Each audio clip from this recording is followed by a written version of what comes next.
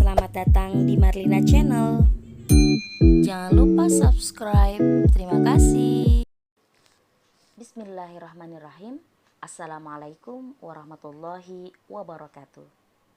Apa kabar anak-anak ibu yang saleh dan saleha? Semoga semua dalam keadaan sehat walafiat. Tetap melakukan 5M agar terhindar dari virus COVID-19. Marilah kita awali dengan membaca basmalah. Bismillahirrahmanirrahim. Pada kali ini, Ibu akan membahas tentang kisi-kisi ujian madrasah pada mata pelajaran sejarah kebudayaan Islam, yang mana ujian tersebut akan kita laksanakan pada akhir bulan ini. Pada ujian madrasah sejarah kebudayaan Islam akan tersedia 40 soal dengan persentase 20% soal kelas 7, 30% kelas 8, dan 50% soal kelas 9 dengan tingkat pemahaman soal yang berbeda-beda. Baiklah, Ibu akan mulai dengan menjelaskan format kisi-kisi terlebih dahulu. Di sini ada nomor soal, kemudian ada kompetensi dasar, kemudian ada IPK atau indikator pencapaian kompetensi, ada materi, ada kelas dan semester, ada indikator soal, dan level kognitif atau tingkat kesukaran pada soal tersebut. Baik, kita akan fokus pada indikator soal, ya, pada kompetensi dasar, indikator soal, dan tingkat kesukaran. Baik anak-anak, mari kita awali dengan nomor 1 pada KD 3.1 yang membahas tentang misi Nabi Muhammad Sallallahu Alaihi Wasallam sebagai rahmat bagi seluruh alam semesta. Nanti akan disajikan narasi tentang dakwah Nabi Muhammad di kota Mekah. Ya, kalian dapat menentukan karakter dakwah Nabi Muhammad sebagai pembawa risalah dalam menciptakan masyarakat madani atau masyarakat yang maju dengan tepat. Kita ketahui karakter orang-orang Arab sebelum Islam itu memang ada karakter yang negatif dan positif. Ya, diantaranya karakter yang positif, taat terhadap pimpinan, mempunyai kekuatan yang sangat luar biasa. Tapi di dalam itu juga ada karakter-karakter negatif, di antaranya yang berkenaan dengan hak asasi manusia. Contohnya, mengubur anak perempuan hidup-hidup, bagaimana memperlakukan seorang wanita. Nah, itu banyak sekali yang melanggar hak asasi manusia. Nah, nanti kalian akan diminta untuk bagaimana perubahan itu dilakukan setelah adanya Islam, setelah Nabi Muhammad itu hadir membawa agama Islam. Kemudian yang kedua, KD 3.2 yaitu tentang strategi dakwah Nabi Muhammad di Mekah. Nanti akan disajikan gambaran kesuksesan Nabi Muhammad SAW di Mekah. Kalian dapat menentukan kunci kesuksesan dakwah Nabi yang akan dihubungkan dengan kegiatan pembelajaran selama pandemi. Nah, kesuksesan itu banyak sekali, dari faktor internal maupun eksternal. Contoh, pemanfaatan teknologi pada saat ini. Ya, kita ketahui bahwa Nabi Muhammad hadir itu sebagai rahmatan lil alamin, memberikan penerangan ke seluruh dunia. Nah, diantaranya adalah pemanfaatan teknologi saat ini yang dilakukan pada masa pandemi. Kita lanjut kepada soal ketiga di KD 3.3 tentang strategi dakwah Nabi Muhammad di Madinah. Strategi dakwah Nabi Muhammad di Madinah, kita ketahui bahwa banyak yang dilakukan Nabi Muhammad setelah sesampainya di Madinah. Di antaranya adalah membangun masjid, mempersaudarakan kaum muhajirin dengan kaum ansor. Yang ketiga,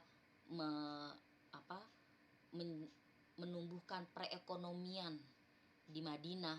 Ya, itu diantaranya strategi Nabi Muhammad dalam melakukan perkembangan di Madinah. Ada lagi yaitu melakukan piagam Madinah. Nah, di sini pada soal nomor 3 ini nanti akan ditanyakan bagaimana langkah Nabi Muhammad untuk menyatukan umat Islam di Madinah melalui strategi-strategi tersebut. Oke, nomor 4 pada KD 3.4 tentang menganalisis sejarah Nabi Muhammad dalam membangun masyarakat melalui kegiatan ekonomi. Ya, melalui kegiatan ekonomi. Nanti akan disajikan terlebih dahulu bagaimana Nabi membangun perekonomian di Madinah. Nah, kalian dapat menghubungkan nih perekonomian pada saat pandemi. Ya, mungkin kalau dulu sebelum kita pandemi, kita dengan bebasnya bisa ke toko ini, ke toko itu, ya. Nah, mungkin saat ini apa sih hal yang dilakukan oleh masyarakat dalam melakukan jual beli? Ya, mungkin jual beli pada saat ini lebih banyak melalui online, ya kan? Pemanfaatan teknologi, nah, gitu, sehingga dapat mempermudah orang untuk berjual beli pada saat pandemi. Nah, kegiatan ini disebut juga dengan kegiatan ekonomi kreatif ya dalam masa pandemi COVID-19. Oke, soal yang kelima yaitu pada KD 3.5 menganalisis berbagai kemajuan yang dicapai umat Islam pada masa Khulafaur Rasyidin. Kita ketahui Khulafaur Rasyidin ada berapa? Ada 4. Abu Bakar As-Siddiq, Umar bin Khattab, Utsman bin Affan, Ali bin Abi Thalib. Nanti akan disajikan prestasi dari masing-masing Khulafaur Rasyidin. Ya, nanti kalian akan memilih nih mana prestasi khalifah yang sampai saat ini masih digunakan. Ya, yang sampai saat ini masih digunakan. Ya, Khalifah Umar, Khalifah Utsman, ya itu yang sampai saat ini masih digunakan oleh umat Islam. Kita berlanjut pada nomor 6, KD 3.6 menganalisis perkembangan peradaban Islam pada masa Daulah Umayyah. Tentang perkembangan dan peradaban Islam pada masa Daulah Umayyah, Daulah Umayyah berdiri setelah adanya peristiwa Amul Jamaah, yaitu penyerahan kekuasaan dari Hasan bin Ali kepada Muawiyah bin Abu Sufyan. Nanti akan disajikan pernyataan-pernyataan tentang perkembangan Daulah Umayyah. Nah, kalian memilih nih pernyataan yang paling tepat yang mana. Baik, selanjutnya yaitu pada nomor 7 tentang ilmuwan muslim pada masa Daulah Umayyah. Perkembangan Daulah Umayyah itu cukup besar, terutama dalam perluasan wilayah Islam, kemudian pembentukan departemen-departemen. Nah, nanti pada nomor 7 ini yang dibahas tentang ilmuwan muslim dan peranannya dalam memajukan peradaban Islam.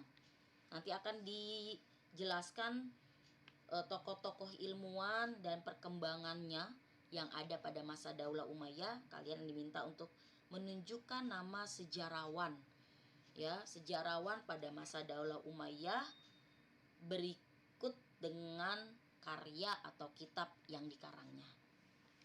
Oke. Yang terakhir yaitu tentang gaya kepemimpinan Umar bin Abdul Aziz. Khalifah Daulah Umayyah itu ada 14. Dari 14 khalifah itu ada satu khalifah yang sangat berjasa, yaitu Khalifah Umar bin Abdul Aziz. Sifat Khalifah Umar bin Abdul Aziz ini bisa disamakan dengan Khalifah Umar bin Khattab. Ya, sikap sifat yang dimiliki oleh Khalifah Umar bin Khattab. Di antaranya memiliki sifat zuhud, sifat wara, ya. Nanti akan dijelaskan pada soal apa sih itu sifat zuhud, apa sih itu sifat wara. Nah, kalian bagaimana memilih nih dari kehidupan Khalifah Umar bin Abdul Aziz ini, mana sih yang termasuk sifat zuhud, mana sih yang termasuk sifat wara, gitu ya. Itu yang dilakukan pada nomor 8 ini. Untuk refleksi part 1, silakan klik link quizzes di bawah ini atau dengan joinmyquizzes.com lalu masukkan kode 32981698. Terima kasih, sampai jumpa di pertemuan selanjutnya. Wassalamualaikum warahmatullahi wabarakatuh.